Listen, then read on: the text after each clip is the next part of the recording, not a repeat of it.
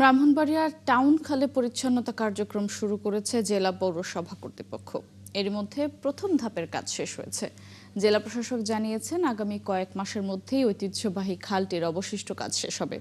Jalaluddin রুমির তথ্য ছবিতে প্রতিবেদন।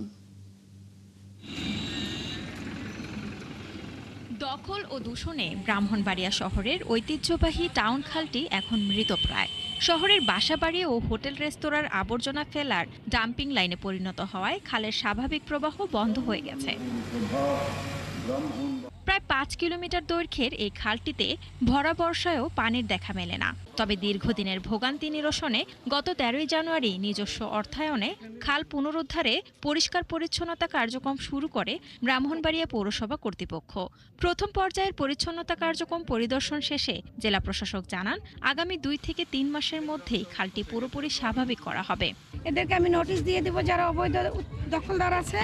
নির্বাচনের পরে ইনশাল্লাহ আপনারা একটা যদি থাকি এখানে ইনশাল্লাহ দৃশ্যমান কিছু দেখতে পারবেন বলে আমি দৃঢ়ভাবে আশাবাদী। আমরা আশাবাদী যে টাউন খাল খনন হবে এবং সৌন্দর্য বর্ধিত হবে। দাবি করছি যে এখান থেকে একদম গোকর্ণঘাট পর্যন্ত ৪.৮ কিলোমিটার যে টাউন খাল আছে, টাউন খালটি পুনরুদ্ধার করবে। যদি এই টাউন খাল পুনরায় খনন করে পানি প্রবাহ সারা বছর ধরে রাখতে পারে, তাহলে এই টাউন খালকে ঘিরে ব্রাহ্মণবাড়িয়া শহরে একটা নতুন নান্দনিক অবস্থা তৈরি হবে। আর দ্বিতীয় ধাপে টেন্ডার প্রক্রিয়ার মাধ্যমে খালটি থেকে বর্জ্য অপসারণ করা হবে বলে জানায় পৌরসভা কর্তৃপক্ষ।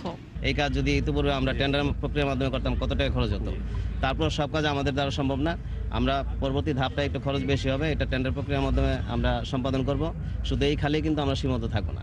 অবৈধ দখলদারদের উচ্ছেদ সহ খালটি আবারও স্বাভাবিক অবস্থায় ফিরিয়ে আনা হবে, এমনটাই প্রত্যাশা এলাকার মানুষের।